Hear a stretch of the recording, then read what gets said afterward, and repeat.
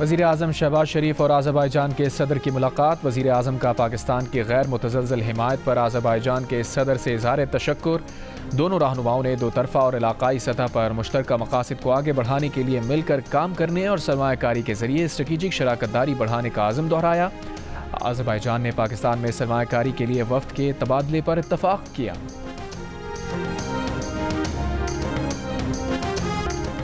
پاکستان کے ایٹمی دھماکوں کے 27 برس مکمل۔ پاکستان نے آج ہی کے دن بھارت کے 5 ایٹمی دھماکوں کا جواب دیا، خطے میں طاقت کا توازن بحال کیا، دفاع کا حق بنوایا۔ یوم تکبیر پر آج ملک بھر میں عام تعطیل، خصوصی تقریبات منعقد کی جائیں گی، وطن کے رکھوالوں کو سلام پیش کیا جائے گا۔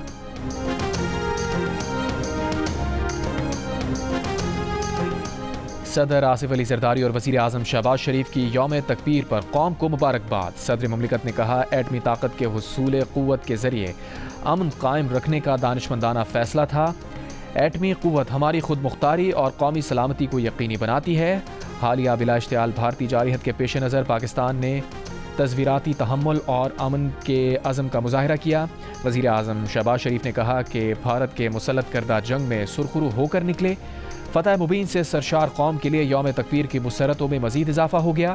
مئی 1998 میں بھارت نے 5 ایٹمی دھماکے کر کے ہماری سلامتی، دفاع اور خود مختاری کو چیلنج کیا تھا۔ نواز شریف نے 6 دھماکے کر کے پاکستان کو ایٹمی طاقت بنایا۔ اس وقت نواز شریف نے قوم کی امنگوں، مفادات کی ترجمانی کی۔ نواز شریف اقتصادی پابندیوں، دباؤ، دھمکیوں اور لالچ کو خاطر میں نہ لائے۔ وزیر اعظم کا ذوالفقار علی بھٹو، ڈاکٹر عبدالقدیر خان، سائنسدانوں اور انجینئرز کو بھی سلام۔ جوہری اثاثوں کی بھرپور حفاظت کرنے پر مسلح افواج کو بھی خراج تحسین۔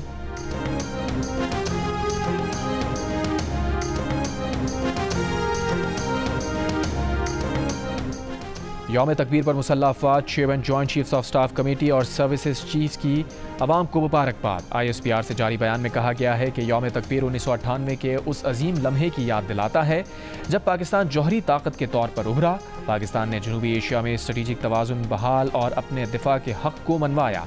پاکستان کی اسٹریٹجک صلاحیت قومی امانت ہے جو عوامی امنگوں کی عکاس ہے۔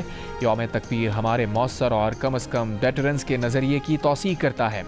قابل اعتبار کم از کم ڈیٹرنس کا نظریہ خطے میں امن اور تصویراتی استحکام کے قیام پر مبنی ہے۔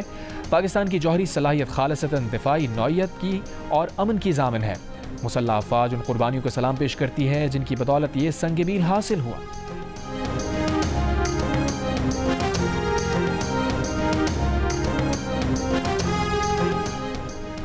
وزیر دفاع خواجہ آصف کا بھارتی وزیر اعظم نریندر مودی کو جواب۔ کہا، نریندر مودی بالآخر اپنی اوقات پر آ گئے ہیں۔ مودی جیسے لوگ اقتدار میں آ جائیں تو ملک کے ساتھ دنیا کا امن تباہ کرتے ہیں۔ جیو نیوز کے پروگرام آج شاہ زیب خانزادہ کے ساتھ میں گفتگو میں کہا، ڈیجیٹل اور سائبر وارفیئر میں ہمیں بھارت کے خلاف قابل قدر کامیابی ہوئی۔ چند گھنٹوں کے دوران جو بھارت کے ساتھ کیا اس کی مثال نہیں ملتی۔ بھارت اب تک صدمے میں ہے کہ ان کے ساتھ یہ کیا ہوا ہے۔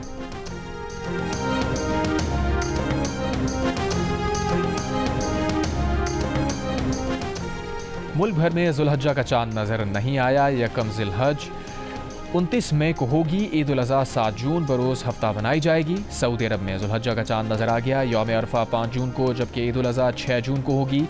سلطنت عمان میں بھی ذوالحجہ کا چاند نظر آ گیا۔ کے الیکٹرک کو 39 روپے 97 پیسے فی یونٹ کا اوسط بجلی سپلائی ٹیرف دے دیا گیا۔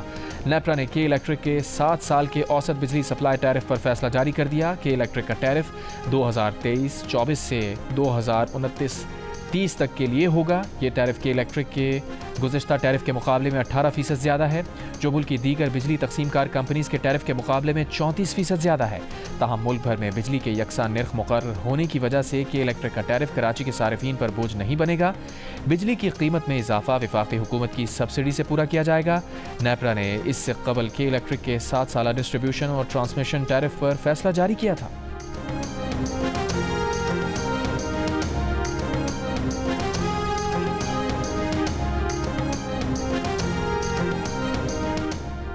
اسلام آباد میں فیض آباد کے قریب فائرنگ سے ایک پولیس اہلکار جاں بحق اہلکار CIA کا ASI تھا جبکہ ایک کانسٹیبل زخمی ہے۔ ملزمان کی گرفتاری کے لیے پولیس کا فیض آباد کے قریبی علاقوں میں سرچ آپریشن۔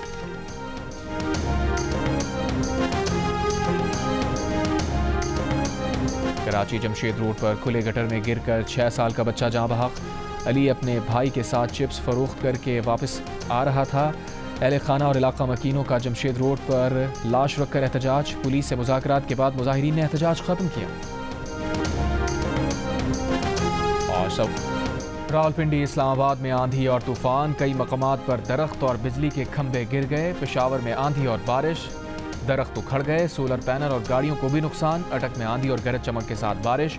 مظفر آباد میں کلاؤڈ بس سے 3 افراد جاں بحق، متعدد مکانات اور مسجد کو نقصان پہنچا۔ لینڈ سلائیڈنگ سے 8 مقام پر شاہراہ نیلم مختلف مقامات پر بند۔ دیامر بابوسر ٹاپ پر برف باری کا سلسلہ وقفے سے جاری۔ چلاس میں بارش اور لینڈ سلائیڈنگ سے شاہراہ قراقرم، دیامر اور لوئر کوہستان کے مقام پر بند ہے۔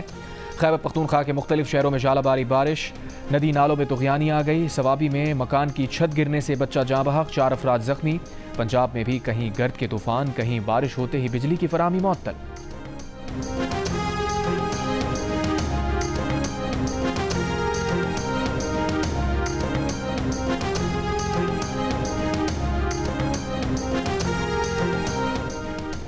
مخصوص نشستوں سے متعلق فیصلے پر نظرثانی درخواستیں ناقابل سماعت ہیں۔ سنی اتحاد کونسل کے وکیل فیصل صدیقی کے سپریم کورٹ میں دلائل۔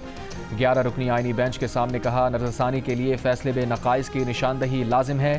جسٹس جمال مندوخیل بولے، جو شخص خود کو فیصلے سے متاثر سمجھے وہ نظرثانی دائر کر سکتا ہے۔ ایک موقع پر جسٹس جمال مندوخیل کے سوال پر فیصل صدیقی بولے، شکر ہے وہ پی ٹی آئی کے وکیل نہیں۔ جسٹس مسرت ہلالی نے کہا، آپ ہیں پی ٹی آئی کے وکیل، صاف چھپتے بھی نہیں، سامنے آتے بھی نہیں۔ جسٹس امیر الدین خان کی سربراہی میں 11 رکنی آئینی بینچ نے کیس کی سماعت 29 مئی تک ملتوی کر دی۔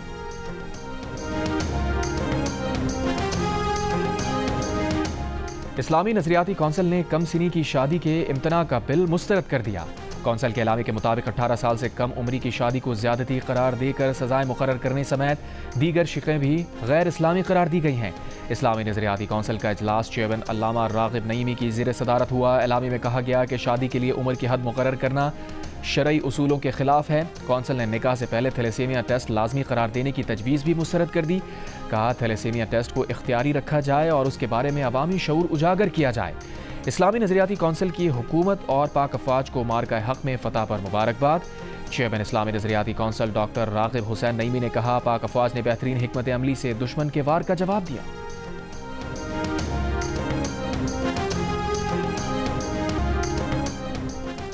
وزیر اعلیٰ پنجاب مریم نواز کی زیر صدارت اجلاس میں ٹریفک قوانین کی خلاف ورزی پر جرمانہ 10 گنا تک بڑھانے کا فیصلہ۔ کم عمر بچوں کی ڈرائیونگ پر والد ذمہ دار ہوگا، مقدمہ بھی درج ہوگا۔ ون ویلنگ یا خطرناک ڈرائیونگ پر بھی مقدمہ درج ہوگا۔ اجلاس میں ڈرائیونگ کے دوران موبائل کے استعمال پر بھاری جرمانہ عائد کرنے پر اتفاق۔ مریم نواز نے لاہور کے علاقے شاہپور کانجرا میں ماڈل کیٹل مارکیٹ کا بھی افتتاح کیا۔ دستیاب سہولتوں کا جائزہ لیا۔ منڈی میں 25,000 بڑے جانوروں اور 1.5 لاکھ چھوٹے جانوروں کی گنجائش ہے۔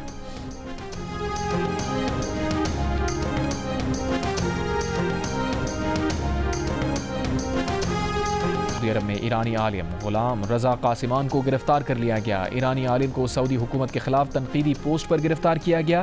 ایرانی عالم فریضہ حج کی ادائیگی کے لیے سعودی عرب میں موجود تھے۔ ایرانی وزیر خارجہ عباس عراقچی نے کہا، مسلم اتحاد کو نقصان پہنچانے والی کسی بھی کوشش کی مذمت کرتے ہیں۔ سعودی عرب سے بڑھتے تعلقات کو سیبوتاژ کرنے کی اجازت نہیں دیں گے۔ ایران رواں برس حج کے نہایت مؤثر اور بہترین انتظامات کو سراہتا ہے۔ یہ مقدس کام کامیابی سے جاری رکھنے پر سعودی حکومت اور عوام کو مبارکباد۔